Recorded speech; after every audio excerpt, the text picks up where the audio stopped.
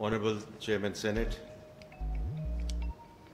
Minister Tarar, Minister of Information, Honorable Senator Salim Andwiwala, from whom I continue to learn as a former finance minister as well, Honorable Ambassador, a very good afternoon to everyone who is here on this launch event.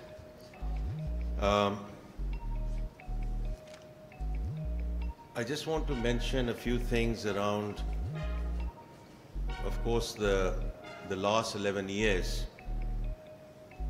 It's absolutely important that we celebrate that in terms of how China stepped up, the SOEs stepped up, the lenders stepped up, and played such an important role in addressing our critical energy security need. But it is pertinent to mention, and I do think it's very important to remember that the Chinese SOEs have contributed to the setting up of many dams and hydropower projects even well before CPEC. Well before CPEC. And Tribela Dam is a very, very fine example of that.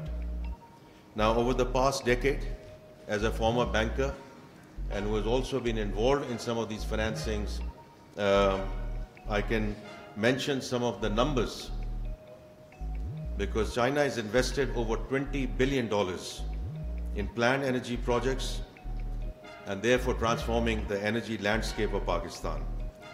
CPEC projects have created 9,000 megawatts of power supply, development of 2 coal mines, and first 4,000 megawatt HVDC transmission line. Investment in IPPs by Chinese companies is the largest investment. It's a very, very important data point.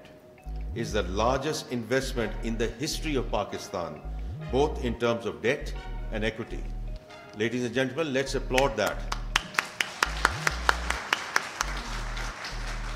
These IPPs also created opportunities for use of our natural resource, coal, and setting up of my Mouth project, while provide some of the cheaper power to Pakistan today. These IPPs also open doors for new roles and new classes of investors, largest Chinese SOEs with billions of dollars of assets, coupled with new structures in terms of project financing backed by Sinosure. At this stage, while we are seeking support from these Chinese companies and lenders to provide us some relief on financing terms, we remain absolutely committed to service all our obligations to the projects and lenders. Now, Chinese IPPs, as we all know, are most diverse and largest investors in Pakistan. Energy sector, with investments in hydel, there's investment in wind, there's investment in solar, of course fossil fuel is there.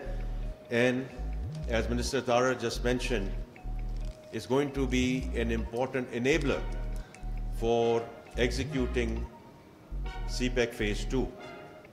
CPEC Phase 1 was all about creating the infrastructure, and Phase 2 was always about monetizing that infrastructure to create the exportable surplus for Pakistan.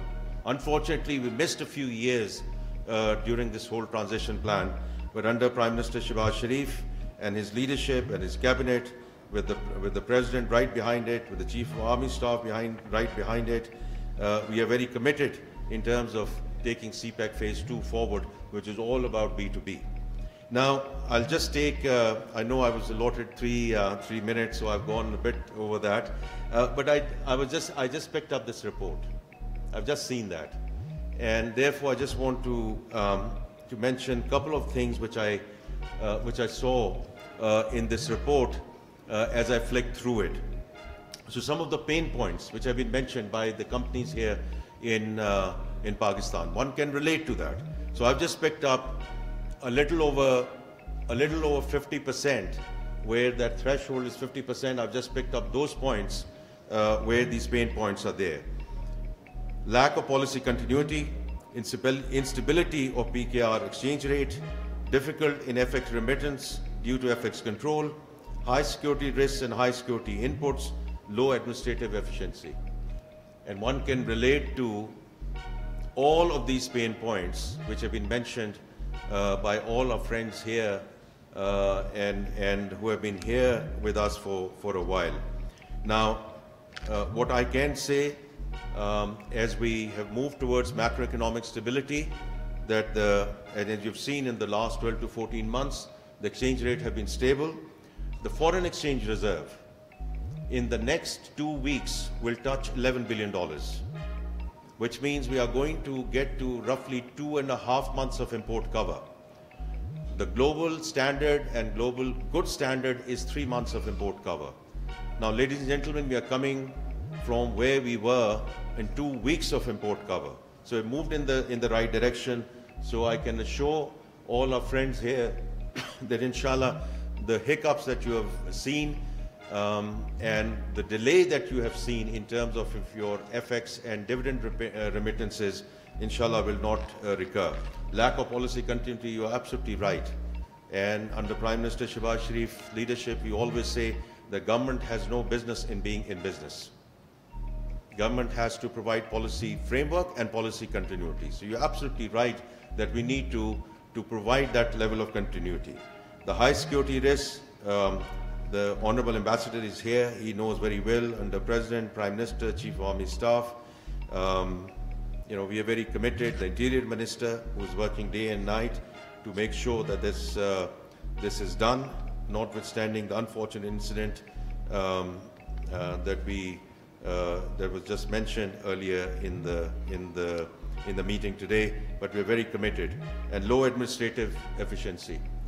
We say to our Chinese friends, we said it to our Saudi Arabian friends a couple of days back, from red tape to red carpet. And we are absolutely clear that we need to bring down the level of bureaucracy and the level of red tapeism that we have in the government, and we remain committed to that. So what you have mentioned here in terms of your pain points, first of all, we relate to that as government, and we are very clear that we need to do something about it. Now, part two, which is very encouraging, that notwithstanding these pain points, what you mentioned here, my friends, is that majority of Chinese companies are optimistic about their order situation in the next 3 months. Among them, 50% or 47.9% expect their newly signed order amounts or purchase volumes to remain stable, and roughly 40% expect growth, which is absolutely music to my ears, music to our government's ears.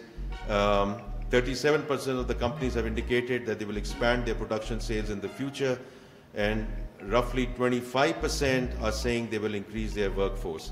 I won't go more into detail of this, but these are what the Minister mentioned, what the Honourable Senator mentioned.